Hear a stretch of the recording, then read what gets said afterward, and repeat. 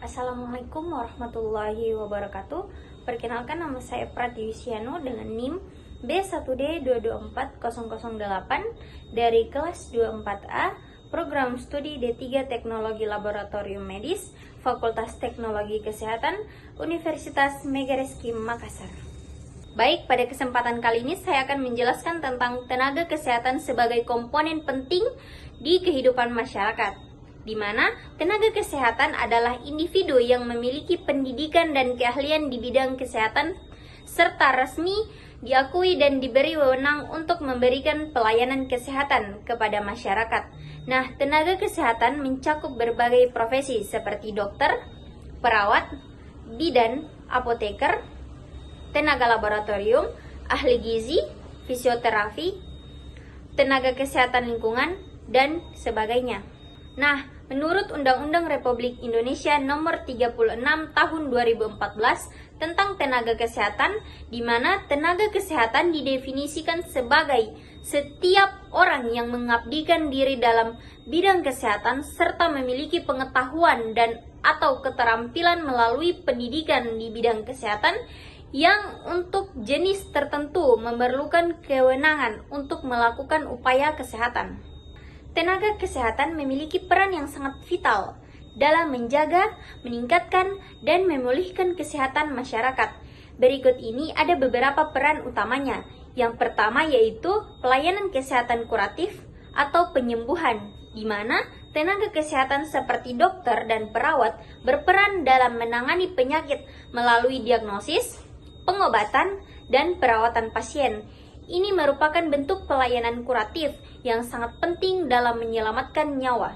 Kemudian yang kedua ada pelayanan promotif atau promosi kesehatan, yaitu tenaga kesehatan turut berperan dalam mengedukasi masyarakat agar memiliki pengetahuan dan sikap hidup sehat, misalnya melalui penyuluhan kesehatan, kampanye imunisasi, dan promosi gizi seimbang. Edukasi ini sangat penting untuk mencegah terjadinya penyakit. Yang ketiga, melalui kegiatan seperti imunisasi atau pelayanan preventif, yaitu pencegahan penyakit, screening kesehatan, penyuluhan, dan monitoring kesehatan masyarakat. Tenaga kesehatan berperan aktif dalam mencegah penyebaran penyakit menular dan tidak menular. Selanjutnya yaitu pelayanan rehabilitatif, di mana bagi masyarakat yang menderita gangguan kesehatan kronis atau pasca operasi, tenaga kesehatan seperti fisioterapis, psikolog klinis, atau terapis terapis okupasi membantu pemulihan kondisi pasien agar dapat kembali produktif.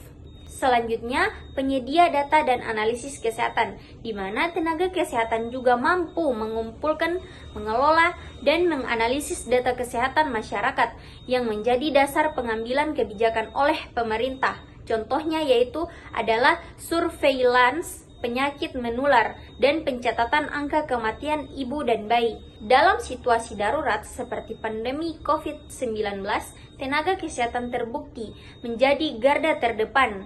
Mereka mengambil peran langsung dalam mendiagnosis, perawatan pasien, melakukan tracing, memberikan edukasi, serta menangani krisis dengan risiko tinggi terhadap keselamatan diri. Peran ini menunjukkan bahwa tanpa tenaga kesehatan yang kompeten dan tangguh, penanganan wabah atau bencana kesehatan akan sangat lambat dan tidak terarah, yang pada akhirnya membahayakan keselamatan masyarakat luas. Kemudian, keterkaitan tenaga kesehatan dengan kesejahteraan masyarakat.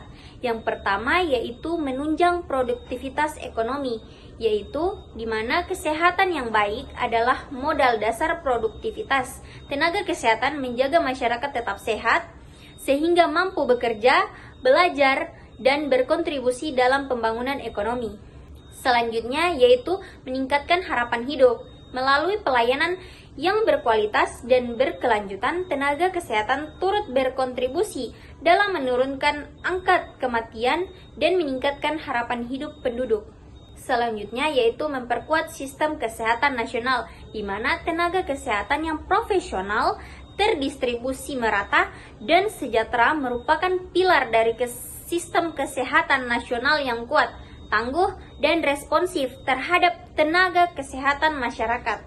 Selanjutnya, ada beberapa tantangan yang dihadapi oleh tenaga kesehatan, di mana yang pertama, distribusi yang tidak merata, terutama di daerah terpencil, beban kerja tinggi dan resiko tinggi, terutama dalam kondisi darurat, keterbatasan fasilitas dan alat kesehatan, dan tentang kesejahteraan seperti gaji yang tidak layak, kurangnya jaminan keselamatan kerja, atau kekerasan terhadap tenaga kesehatan. Selain itu, ada beberapa langkah penting yang diperlukan untuk mendukung peran tenaga kesehatan.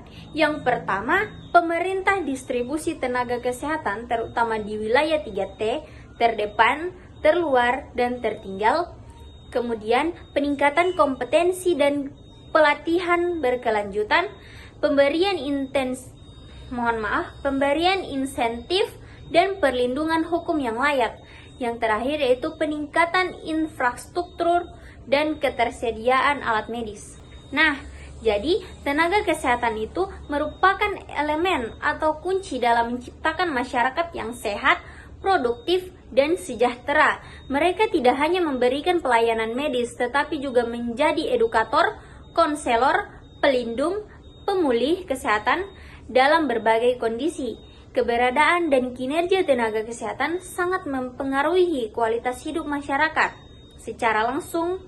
Oleh karena itu, dukungan dan penghargaan terhadap tenaga kesehatan harus menjadi prioritas semua pihak-pihak, baik pihak masyarakat maupun pihak pemerintah, maupun pihak lembaga pendidikan, agar bangsa Indonesia mampu mencapai sistem kesehatan yang tangguh dan inklusif.